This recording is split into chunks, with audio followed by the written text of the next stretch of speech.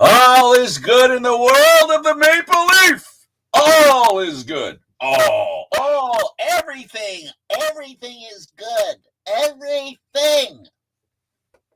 And the reason for that is? Well, there was this little thing on Thursday night that went to overtime, and the right nation won. I think it was the Left Nation one. But Left sir. of it. Oh, Okay. sir. Sorry, didn't mean to bring politics into sports because we don't do that. Wow, not on purpose. It just kind of happens. Okay, I want to start by saying this, and I mean this sincerely, and I don't think I have my head in the sand, and I don't think I have blinders on, because I like to think that I actually watch what goes on. And this had to be the cleanest game I've ever seen a Canadian team play. Ever. I have never seen a Canadian hockey team play in any kind of game where there wasn't a slash, a hook, a hold, a punch, any kind of thing that could be interpreted as a penalty. The closest thing that happened was they might have been called for too many men on the ice. They might have been called for that. But I digress here, and I will digress. I think that would be fair to say that was overlooked the same way the punches to the face were avoided and the encroachment on the crease by one of the Kachuk boys. So I don't think the referees had any say in this, and I do know that I really believe I saw the cleanest game I've ever seen a Canadian team play. And it amazed me. You'd almost think that they were relying on their talent and their ability, almost, maybe, possibly. As strange as it sounds, I think the word came down from on high that they were to let the boys play. And for certain, there should have been a penalty called for too many men. I believe the puck zipped right through, and there were a couple players that were still getting onto the bench while the puck was retrieved. The American fans obviously let their opinions be known about that with a loud round of boos. But with the too many men, the player that's too many men needs to be involved in the play. Yeah, no, and that is part of the rule where the player who's handling the puck has to be the player that came onto the ice while the other player hasn't left it yet. So it definitely was a recess. The doorbell, the school bell went and everybody was going everywhere. It was definitely one of those, but it definitely had no impact on the play. It was not a hockey play, one that required any kind of judgment in that case. But as I said, the punches to the face, the going into the crease to try and intimidate the goaltender. And there are so many places we can start here, but let's start, Aaron, where you wanted to start. And I guess we can start by talking about the team did it without an injury to one of their defensemen in the first game. Yeah. So for those of you who remember, Team Canada actually lost Shea Theodore. He was unfortunately on the wrong end of an Adrian Kempe hit. Head coach John Cooper had announced that Theodore would be out for the remainder of the tournament, and the Golden Knights actually confirmed that, it was a broken wrist and he would be out week to week. Unfortunately, not everybody got away from this casualty free, and I know there's a lot of folk that would try to use that as a reason not to have the tournament because teams can't have some of their better players getting injured for this sort of thing. Small fries, small potatoes, Aaron. I was laying back there because I wanted to listen to you very carefully, get the two speakers going right into my ear there so I could hear everything you're saying, make sure I didn't miss anything. Well, the other thing to note as well is that Charlie McAvoy had to go get surgery as well. Now, it wasn't happy about that. Well, I'm certainly not. I mean, definitely the Bruins are not. But he did. He may have hurt his shoulder hitting McDavid so many times. I think that's what it really boiled down to. Well, there's this saying, and it holds true in life. You live by the sword, you die by the sword. And that's who he is. He's a cheap shot guy. A guy likes taking cheap shots, likes taking run at guys. And eventually you take enough runs at enough guys, guys have memories. Hockey is a very temporal game. And by temporal, I mean the tempers do enter into the game. and unfortunately, that's what happens. Really seriously, you live by the sword, you die by the sword. When I say that the Canadian team played, I got to tell you, Cooper as a coach, if I can digress to him, and dealing with an injury, and dealing with a team with no practice, literally, not literally, but figuratively, I guess, maybe literally too, no practice, right? Like, this is a team that said, okay, we're playing, let's learn while we play, on the job training, if you will. And he did a masterful job, and he made a couple of masterful decisions. And it makes one wonder, the Tampa Bay success, how much is attributable to the coach now when you see what he's done with that team? And he's done it in a way that Mike Babcock, a former, Canada team coach who was given a lot of credit and told how great he was, and he felt he was great, and people felt he was great. This guy's done it. I know it sounds weird, but he's done it with kindness, Aaron. He's done it with kindness. And when I say that, do you know what I mean? A lot of his speeches are very motivational. He's not the kind of guy to try to put down his players, to try to get better performances out of them by telling them what's wrong. From what I've heard from the mic'd up moments and the behind the scenes stuff, he's getting more out of his players by telling them what they're doing right and encouraging them. And that can go miles further than berating a player and telling them they're not skating fast enough, or they're not hitting hard enough, or they're not shooting off. There it is. And that's the amazing thing, is that the worst thing he says to the players is he says, be more selfish. Yeah, if that's the worst thing that he says as a coach, that's the worst thing he said in this series. Be selfish. Shoot the puck. And you know what? The rest of us in the stands and watching on television are saying the same damn thing. Shoot the puck. Shoot the puck. And in the winning game, we saw what looked like a wasted shot that went through 5 or 6 bodies and found the top left corner for a goal. And one of the McJesuses got the goal. It was amazing. It was a beautiful goal, and a surprise one to boot. And but not from a person that surprised us, Aaron. He has been, the kind of, I guess winning makes it easy to be generous, kind, and thoughtful, right? Like, talking about, you get Mr. McAvalanche talking about McOiler and talking about McOiler being the best player in the league. I don't know. McAvalanche ain't bad either. Honestly, Nate the Great has been an eye-opener. For those of you who don't often get a chance to see Colorado play because you're on the East Coast, watching Nate the Great tear it up with Connor McJesus and even throwing Mitch Marner into the mix on that line was a sight to behold. There's so many things we could say all at once here, Aaron, but we'll try to get to all of them. So we've talked about the coach a little bit. And the last thing I'd like to say, my last comment on the coach is that the man, he can pick a lottery ticket because he knew exactly who to put out there.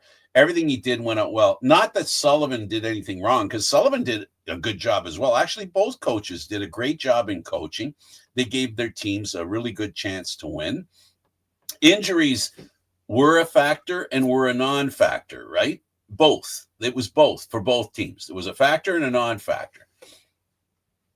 It's one of those things where they could have let it affect them, but they chose not to.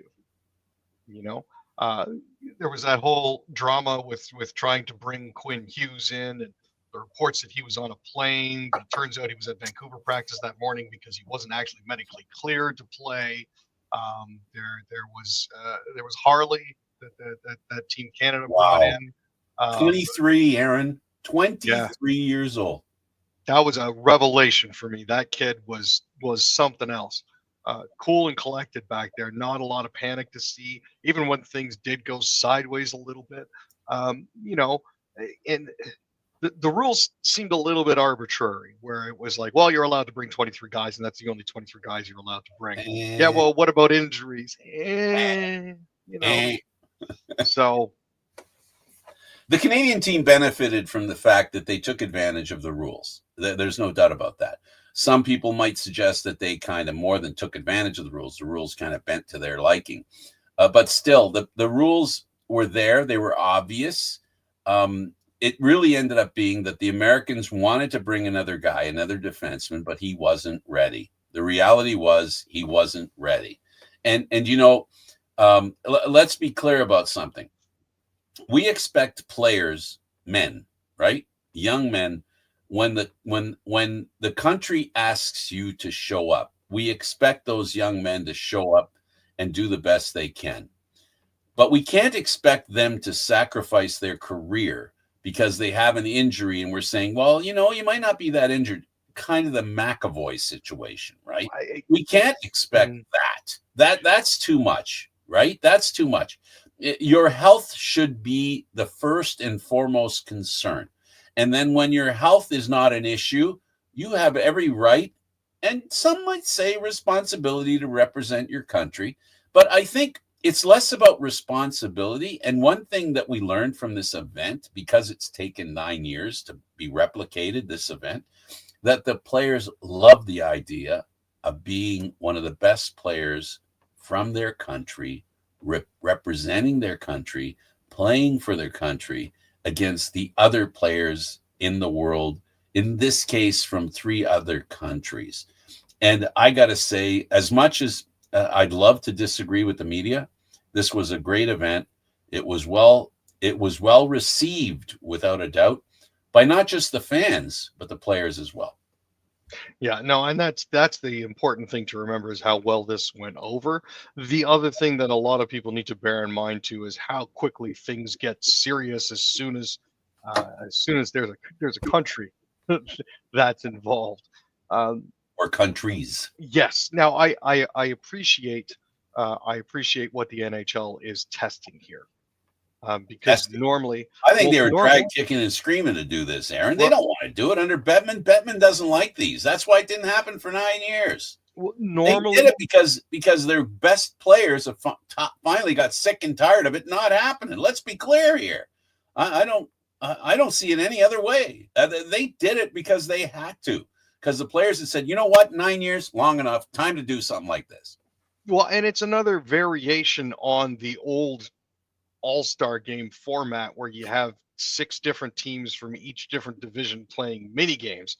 Here it's like, well, we're going to take all of our star players and we're going to group them by country instead of by division, and we'll see if that makes it more important. And like I said, as soon as you put a national emblem or a national crest on the front of a jersey, everybody gets super serious super fast. So, you know, thank goodness. And this is Bettman's last year. So, you know, you may as well go out with a bang and try something, because he is supposed to be retiring at the end of this year. Worst commissioner of all time. I'm not going to argue with you on that one. Worst commissioner of all time. I kind of have to agree. It's so little with so much. Nobody as a commissioner has done so little with so much. Remember, this is the guy that put the NHL on the outdoor channel. You do know that's what we're talking about. That's what we're talking about. A guy who put National Hockey League games on the outdoor channel. The guy is the worst commissioner of all time. Worst. Well, there has not been a worse commissioner. The decision to go with the outdoor channel and then Versus and then the Score was strictly based on money, because he didn't have to pay them as much to put the games on. And I don't while disagree. They are niche and specialty channels, he is still responsible to ownership to make them money. I don't disagree, but I suspect from the way he behaved, it was more, I don't want to say this, but, you know, I kind of believe it, that it was spiteful. You know, he was very spiteful. He's ran the National Hockey League in a very spiteful way. You know, he was so spiteful to Canadian teams. He was spiteful to the Quebec Nordiques, who had a team ready to win a Stanley Cup, and he plucked them out of Quebec and brought them to Colorado. No, he doesn't get any slack from me. He is the worst commissioner of all time. He has made decisions that were motivated only by his personal likes and dislikes. It wasn't for the league. It was just for himself. And I gotta say, the first year he came in, the Montreal Canadiens won the Stanley Cup. That's the last time any Canadian NHL team won the Stanley Cup. And the old saying is, follow the money. In this case, follow the cups. No cups. Well, bet not. I have a personal grudge against him because I'm a proud Canadian and I love this country and I think the world of it. And I think we've been cheated and slighted of Stanley Cup championships. And I don't think it was an accident. It is so. Coincidence is something that happens over a short time frame, not 32 years. Yeah, after 32 years, it's more of an established pattern of behavior than a coincidence. Not 32 years. 32 years is a little too long to say, well, it's a coincidence that Canadian teams can't win the Stanley Cup. Oh, yes, it's because they're terrible owners. That's why. Oh, it's terrible. Well, who's in charge of making sure who owns teams? Who's responsible for that? Oh, yeah, the league. One wonders. So coinky dink on top of coinky dink gives us a result where I'm pulling now for a Canadian team, any Canadian team. I don't care which, even Montreal. And believe me, that says a lot right there. Oh, and it's tough to say that, isn't it? Eh? I don't want them to do it because they did it last time. So I'd like to see, I'm like, obviously a Toronto kid. What team would I want to see? What town would I like to see celebrate a Stanley Cup champion? It has nothing to do with the Leafs. It has to do with Toronto. I'm a Toronto kid. Would love to see Toronto celebrate a championship.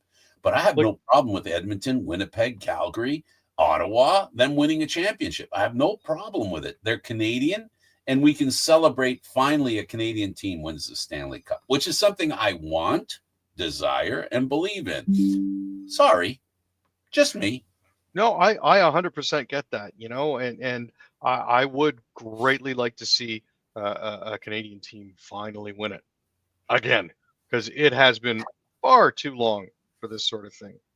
And Aaron, doesn't this victory, this gold medal, this championship that we just saw there, the right beside me, the nation's face-off championship that the Canadians won, doesn't this remind us of who we are? We're a proud country, and we need to spend a little more time appreciating each other. We spend too much time finding out what we don't like about each other more than we do about what we like about each other. And you know what I like about every Canadian city? I don't think there's another Canadian city anywhere that doesn't love hockey as much as where I'm from, Toronto. And this is the kicker for me. Can you say the two words? Nova Scotia? That Nova Scotia connection was actually something else. Marchand, McKinnon, Crosby, that they were fantastic all tournament. I was waiting for Brad to go rat, but I'm glad that he didn't, because we don't need him sitting in the box. This is when I said I've never seen a Canadian team play this clean. He's the reason why I'm saying it with wonder. Because how can a team with him on the team play a game and not do anything that might, we know that he gets away with stuff with the Bruins. We know that. It's, like the slew foot, taking a Leaf defenseman out for, I think it was about 7 weeks because of an injury due to a slew foot. So this guy's not beyond licking people. This guy's not beyond doing things that, that maybe should cause referees to at least make a consideration. And this guy, he behaved. He worked hard and he behaved. And this is what amazes me about this Canadian team. It's almost like they were told, hey, look, we're going to do this in style. We're going to win and we're going to do it in style. And they did. They did it in style. And they put up with a lot of stuff. It was amazing. Aaron, I am so proud of this team. And they made me as a Canadian very proud of the way they played. I know I'm repeating myself, but when I say that with total sincerity. I was very proud of the way this team played, and the result, the victory, the way it ended up with, oh God, being a Leaf fan. Let's talk about Leaf fans. On one end, you got a Maple Leaf center who misses a check, and then a Maple Leaf right winger who finds the greatest player in the National Hockey League, in hockey probably, in Connor McDavid, alone in the slot. That to me was just one of those moments where it was like, oh, this is how it ends. This is 100% how it ends. You look at a picture of the ice, and the dump in gets rung around the boards.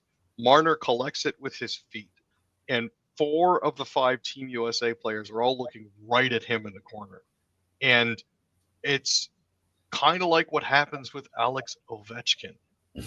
Nobody sees Connor McDavid just sitting there 20 feet out from the net in the middle of the slot.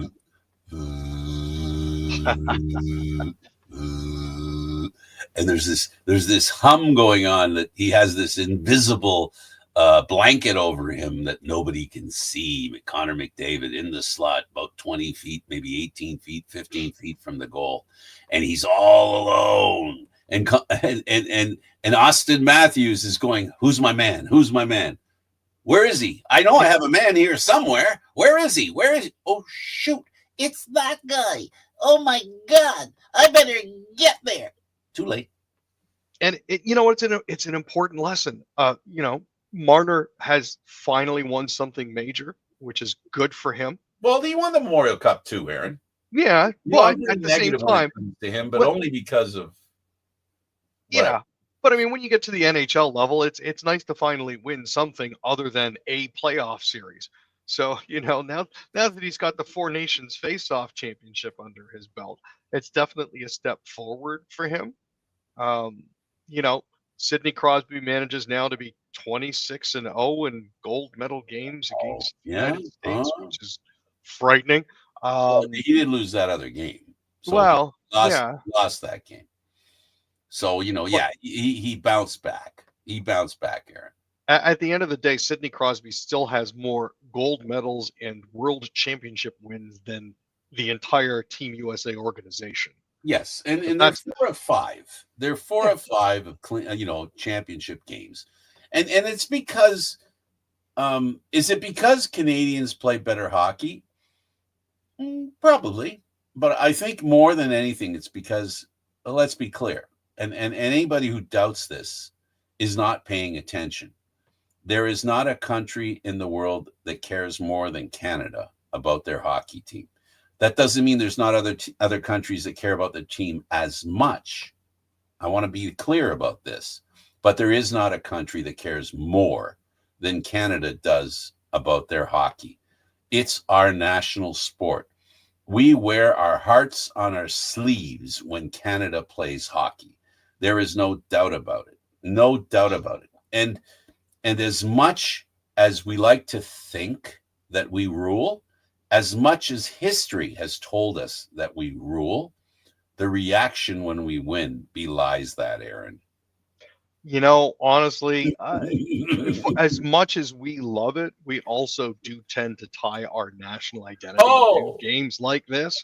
I think it was very important for us to win this one so that we could then offer the states the opportunity to become a territory. I agree with you, but I'll go as far as saying everyone that's played for, we need to win. As Canadians, we want our team to win.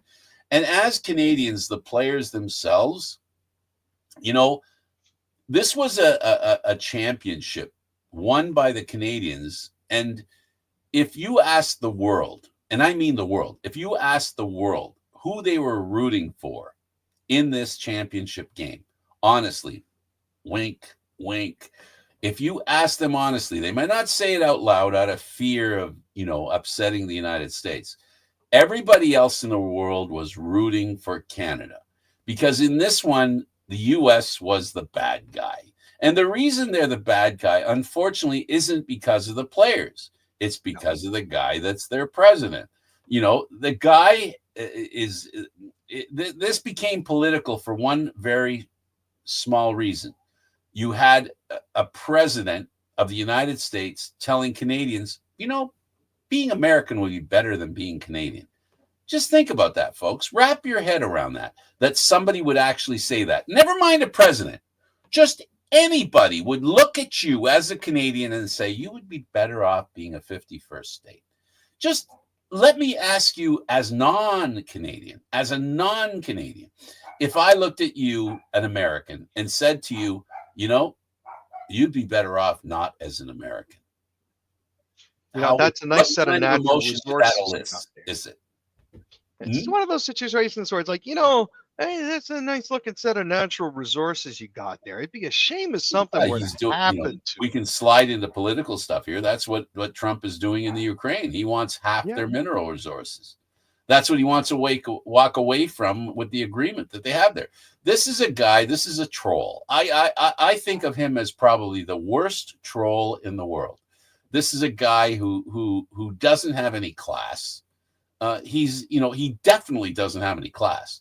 He definitely doesn't have any decency. And we all know that kindness is something that he has no idea about, So as far as I'm concerned, he made this hockey game political, not because he meant to make the hockey game political, but he made the United States flag represent a place that wants Canada to secede to them.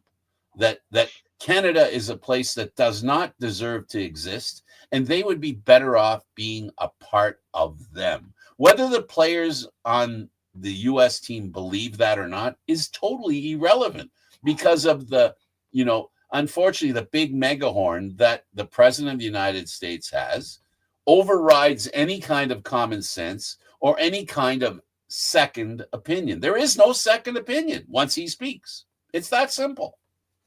And the thing that a lot of people have to realize is we're not booing your athletes. Not at all. Or your country. No, we are booing specifically your president. And the best way to express that is through booing the anthem, which is what he has taken on as a mantle to shroud himself against criticism, because I'm an American. I'm going to make America great. And that's the reason why. American. And that's the reason why Chantal Kreviazuk actually changed the lyrics to the national anthem as well. The opening lines were, "Oh, Canada, our home and native land, true patriot love in all of us command."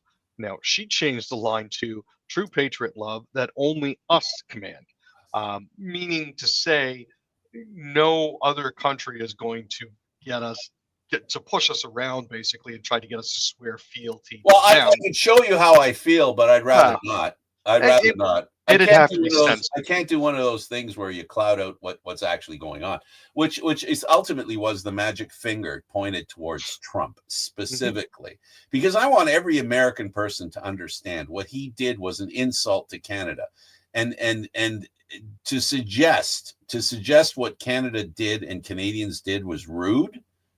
In the context of isolating that one incident, it's true. That was rude what the Canadian fans did. Booing the national anthem, the U.S. national anthem, was rude until you put it in context.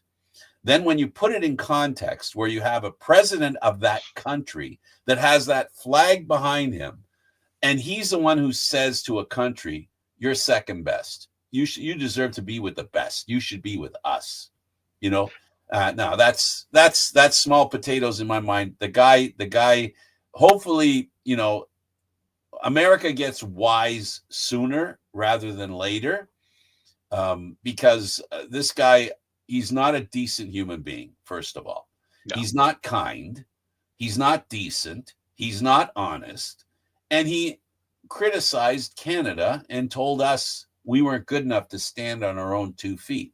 Well, baby, we will stand on our own 2 feet. And there's going to come a day. And this is the thing about why I agree with the Canadians saying what they said and why they booed the national anthem. The only reason I agree with them and give them the right to do it. I don't necessarily, maybe I'm using the wrong word.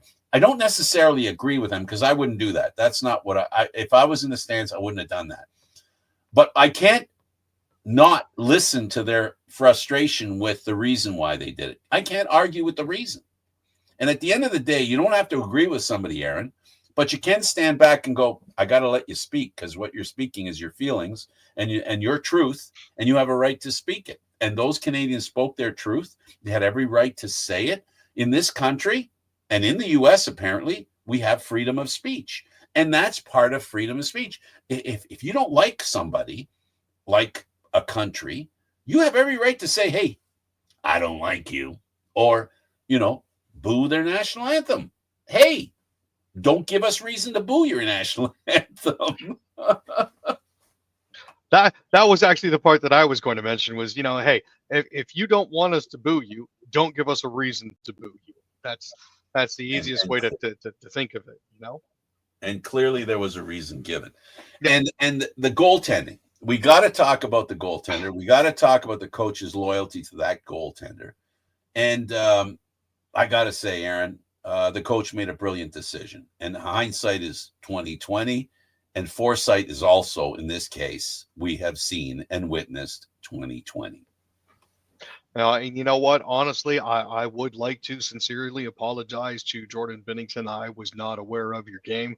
I don't catch a lot of St. Louis Blues games because they're out of market and their games are usually blocked for me in Canada. I have only been exposed to the worst of you. Just, well, losing your temper, breaking sticks, trying to punch people with a blocker on, that sort of thing. I was not aware of your sheer athleticism and the lengths to which you would go to stop a puck with, if necessary, your bare face. So thank you to Jordan for that. It's one of those, you know what? Give him a chance.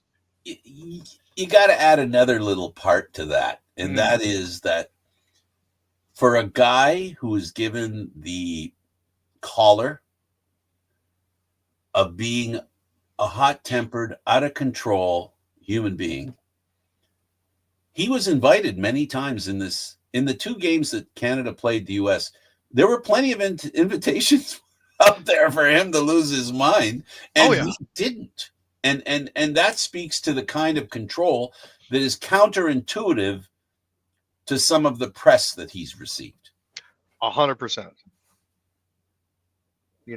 He's managed to maintain his calm, maintain his dignity, not get baited, especially in the first game when the Canucks decided they were going to run the crease every opportunity that they got. Yeah, it was like right at the beginning of the game. He skated right into the crease and then started punching Canadian players just to see, we're the big guy. We're the boss. We're the big guy. We can take you anytime. And the Canadian guys are going, Let's see who wins the hockey. Let's see who wins the hockey game. I'm going to concentrate on winning. You go ahead and do this stuff. You go ahead. Go ahead. We'll just play the hockey game and we'll see how it ends. How's that? How's that? Yeah, we'll do that. And they did that, and they won, and they deserved it. Canada should be proud of their players, and Canada was represented in the best possible way by the 23 players that represented them, 24 if you count the extra one that got added later on, that ended up on the ice. A very good team, a very good result for Canadian fans, and a wonderful experience. And I think the biggest reason why I'm so proud of this team, you're not going to like me for saying this, and maybe a lot of other Canadian teams or Canadian fans won't like me saying this. God, I don't want to say it, but I'm going to have to say it. I remember watching the 1972 Maple Leafs, the Canadian national team, Team Canada. And I remember Bobby Clarke breaking an ankle of a Russian player. And I don't mind admitting I was ashamed of that. When I saw that, I was ashamed. I felt that didn't make me feel good. I did not feel, a lefty like me doesn't like that kind of stuff. I got to say, let's washed all that away. I wasn't a big fan of that I either. Bobby Clarke taking matters into his own hand and chopping ankles was not the best way to represent Canadian hockey.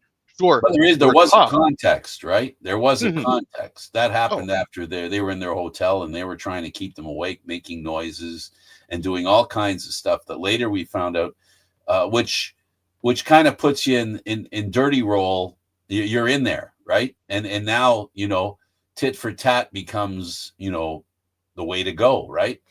Now I'm not making excuses for Bobby Clarke, but I am saying that happened. And I also heard about why it happened and some of the stuff that they put up with the Canadian team in Russia put up with a lot. Mm-hmm. But the important thing for me is not look back, but look forward. And after seeing the way this Canadian team played, there's nothing I'm ashamed of, is the point I'm trying to make. I was very proud of this team. And I'll keep saying it till the day I die. And they played the game like I think it was intended to be played. Talent, skill, score. 100%. And there's nothing that beats that, I got to tell you. Now, I guess we got a couple of minutes. I'm looking here, maybe a little more. Is there anything we missed in this national face-off thing? Do you want to talk about the Leaf players that were involved in it? We haven't really touched that. We could talk about the Leaf players that played in this tournament. I mean, there's been a lot of talk, especially with somebody's contract coming up and needing renewal.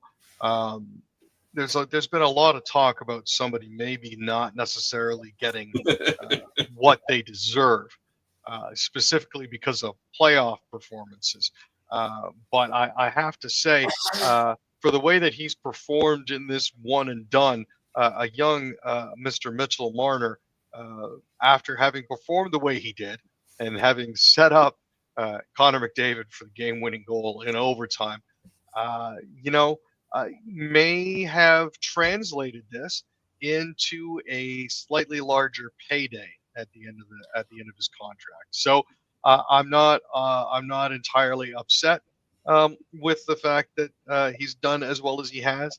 I think this is an opportunity for him to reset and get himself back on track. There have been questions about production from him and some concerns in that regard. But not so much his production, but when that production is good. Exactly. The fact that it tends to tail off later in playoff series as opposed to being there at the beginning. You remember what I said, Aaron, and I'm going to repeat what I said before. I said this was an opportunity for Marner, Matthews, and Nylander to prove that they're ready to take the next step. In other words, be impactful in big games. And anybody, a person who appears to be critical, overly critical of Marner, which I don't mind people labeling me like that, but I know I'm not. I know I'm sincere when my criticism of Mitchell Marner is honestly constructive criticism. And I support that belief and saying that by saying this. I said before the series, this event, that Marner had an opportunity to prove he could play in this kind of level of hockey. Guess what he did? In my opinion, he proved he belongs among the best. He proved that he was able at a key moment in a game. By the way, overtime and being the good apple, right?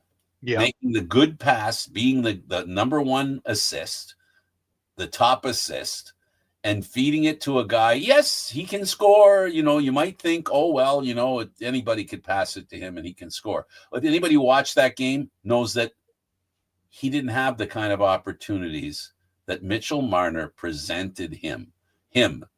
McDavid, the best player in the world, was given on a tee the best pass in the best place at the most critical time.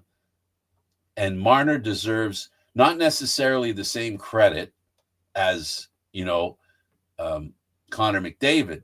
But if there's the next best credit for winning that game, it has to go to Marner. And he proved he could do it. And I hope he takes, which is what I said back then. He needs to build his confidence to play well in these kinds of games. He's given himself an opportunity to believe in himself at a level that he hasn't had a chance to prove to everyone else and himself. Now, of all the three Maple Leafs that did participate, Marner had 1 goal and 2 assists. Austin Matthews had 3 assists. And William Nylander, at the end of the day, had 2 assists. That, not exactly the results that you were hoping for from Nylander, but 2 assists in 3 games. I'll take it. Austin Matthews only had 3 assists. I say only, but again, 3 assists in 3 points in 4 games, not bad. And having Mitch get himself 1 goal and 2 assists means he finishes slightly higher up the leaderboard by grace of the fact that he actually had a goal in this tournament. I can only say that on the whole, they had solid, if not necessarily spectacular, but solid performances all the way around, which is a good foundation for them to bring back coming out of this break. The only problem is with like, as I spoke about Marner and how I congratulate him for establishing a reason for him to be confident moving forward in other games of this kind of import. I give him credit for that because he earned it, not because I want him to have it. He earned it, because I'm not that easy to please. To prove my point, Austin Matthews had to be disappointed in his game in the sense that, and this is the important factor that when we talk about players who are the best in the world, they're the best when it matters most. And unfortunately, whether you want to give the goaltender of the Canadian team credit or just say that Matthews did not make the right shot, he could have been the hero in this tournament for his country and his fans. He was not. He was stopped by the goaltender. So the question is the reason he wasn't because he didn't take a good enough shot, or was Biddington that good? And we can argue about that till the cows come home. The point is, the facts say goaltender stopped, good shot. He had a perfect opportunity. There is not a better opportunity that a forward can have than 6 feet in the slot, and he's got the goaltender to beat, and there's nobody between him and the goaltender, and Matthews didn't do it. The same thing I said and I say about Marner's overcoming is what Matthews failed to overcome. No, 100%. And you have to look. Matthews was averaging almost 16 minutes worth of ice time per game. Mitch was averaging almost 18 minutes. Nylander was averaging 20 minutes a game. I don't know if that played into his lack of success. If he was used too much or put in positions where he couldn't potentially go off as best he could. But it's one of those situations where you got to look at everything and figure out, was Nylander utilized in the best way by his coach? At the end of the day, they all had decent performances. They all have a solid foundation to build off of coming off of the break. And I'm quite frankly interested to see how much trash talking there's going to be in the dressing room between those 3 guys. I can agree with you in the sense that neither of the 3 didn't show that they actually could belong in that tournament, which in itself, playing in that tournament is a goal and a plum. It's a cherry on the career. Looking like they belong in that kind of tournament. Nylander looked like he belonged, but he didn't look like he had it under control. Matthews looked like he did, came very close to being a major factor in the game, but was not. Marner, the thing that I really like about Marner and the compliment that I can pay him and that we should as Canadians be grateful for is that he went into that tournament as an unknown. He went into that tournament based on a coach who felt he deserved to be on the first and second line. He worked his way off the first line. He worked his way on to the third line. And then when push came to shove, he was given a sliver of hope to move up the lines, right, by the coach. Yep. And he took control of that opportunity, took advantage of that opportunity. And the most important thing I can say about Mitch Marner is he proved he deserved the opportunity, and he showed up and made the play.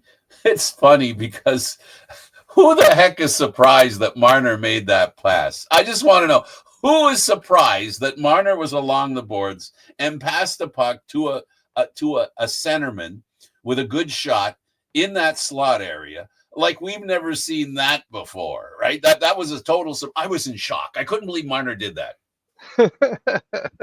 I mean, you know, no, I mean that the fact that the pass was tape to tape and through traffic and under pressure doesn't surprise me in the slightest. If anybody's known for that sort of thing, it's Mitch. He has the ability to thread the needle. Which I goes just to wish what that. you said before. Yeah. You know, the Ovechkin factor. I mean, who didn't know that Marner might be there? Who doesn't know that, McDavid's sitting in the Ovechkin chair? Who doesn't know that's going to happen? That's possible. It's amazing. Yeah, I mean, the fact that he was parked right where he was and nobody saw him, it's Unbelievable. like hockey players have vision that's cued by movement, and he wasn't moving, so they didn't see him. Yeah, and you know what? I from what I looked at it a couple of times, and I believe that Austin Matthews saw him, but when he saw him, it was too late. He was a good 10, 12 feet away, and he looked at him, and I could tell you Matthews' heart dropped when he looked and saw that he couldn't get to him. And that's another lesson that Matthews has to learn. It's been one of the biggest problems with Matthews is that his Achilles heel is that he makes bad decisions at critical times. Now, when I say that, I can say that about what? 99.9999999% of the hockey players in the National Hockey League or in the world, period. Yeah. But greatness is about not making that mistake at a time. And that was a time that he made that mistake that he shouldn't have. And in his mind, I hope that he can recover from making that mistake. Learning from it, especially, I've talked about him the past couple of years, Aaron, and I've talked about how he's been more defensively diligent. Mm-hmm. And, that's why this for me, this bothers me because he has tried really hard to be defensively, responsible. He's done a good job of being defensively responsible. I just hope he takes this as, proof to him that he needs to work a little harder at that aspect of his game, if not the whole game, at critical times in the game. And honestly, work in that regard is never done. Never. So he'll be able to continue working on that for as long as he needs to make sure that he's where he needs to be. But if he wants to be a champion, he can't make those kinds of mistakes because this tournament proves that kind of mistake is fateful. I was going to say, for the lack of a better term, fatal. That's really, at the end of the day, that's how it works out. You can't do that. Not with guys like these guys. How many times, Aaron, have you heard young players and the statement they make when they play for the first time, even in exhibition, they play, with regular players and it's their first time playing a National Hockey League game, even an exhibition game. What's the first thing they say? All of them, every young player. There seems to be a lot less time and space. Everything's a lot faster. Wow. And in this series, there was no time and no space. And that, again, that's the last thing I'm going to say about Austin Matthews and what happened. He offered some space, and there is none in this hockey. There in that level of hockey, there is no time, there is no space. You cannot give any either. No, you know what? Offering up any time or space whatsoever is the quickest way to be fishing the puck out of the back of your net, especially in tournaments like this. Yeah, and it was a big time. I guess the next thing we can talk about is some of the other stuff that we like to talk about. We've got a few minutes. Let's go to what you want to talk. Where do you want to go? Where do you want to go, Aaron? Well, I was thinking of looking at the Blue Jays next. Go ahead. Go for it. There's interest in the doings of transpiring. So, as you know, and as many of our viewers will recognize, Vladdy currently has 1 year left on his contract. This summer is going to be potentially his last one with the Blue Jays. He did set a self-imposed deadline of the start of training camp in order to nail down a new deal for himself, and it unfortunately doesn't look like it got done. Now, word out of the Blue Jays is that they tweaked their offer several times to try to make it more appealing to Vladdy, and it would have made him the highest paid Blue Jay of all time. But apparently, Vladdy believes that he should be the highest paid player of all time, not just the highest paid Blue Jay. So there's a lot of back and forth here and questions and concerns about how Shapiro and Atkins have been dealing with this. The general consensus is because they failed to get him signed this spring, the Jays are more than likely going to lose him, to free agency after this year is done. He's said very frequently that he wants to win a World Series ring so that he can give it to his father, because his father never had a chance. You know, when the Expos were on the cusp of winning, the unthinkable happened. And, you know, his father never recovered, never had the ability to recapture that. So, you know, for them to fumble something like this, very obviously cost is not a problem. You know, Rogers is one of the biggest telecommunications groups out there. They could easily afford it, but as one of the higher ups let slip, it's still a business. And if that is what prevents them from signing Vladdy, I think it's a terrible shame in general. They know the fans are still going to be there. Like that is never going to be a question. The fans are still going to continue to show up. So I'm not 100% sure of the logic behind not getting a deal done. Well, that's only because of the largesse of the pool that they're fishing in, right? The Blue Jays are Canada's team. I mean, even when they go to Montreal, they fill, right? They fill the stadium there. Yeah. The last few times they've gone there. The Toronto Blue Jays are a factor in the minds of Canadians. They are, you know, they are the reason why the Argos have a hard time filling the stadium. I'm a firm believer of that. The Argos are in competition with the Blue Jays. Major League North American sport versus Canadian League. It's most cases, the Canadian Football League's bringing a knife to a gunfight. I mean, it's just the way it is. And I'm not talking about the quality of the entertainment. That's not what I'm talking about, because anybody who knows me knows how I feel about the quality of the entertainment of the Canadian Football League. The unfortunate truth of the matter is it's hard to compete with the Yankees, the Red Sox, the Dodgers.